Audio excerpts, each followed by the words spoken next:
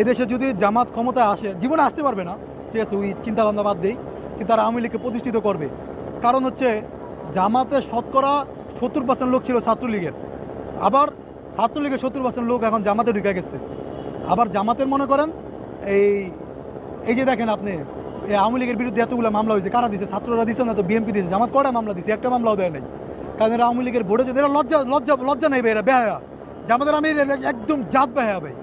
মানে এদের যদি কোনো ন্যূনতম লজ্জা শরম থাকতো। কী কারণে আমি বলতেছি জানেন?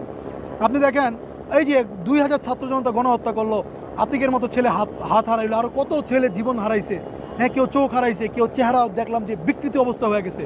অত জামাতের আসলে ওরকম কেউ তো মরে নাই।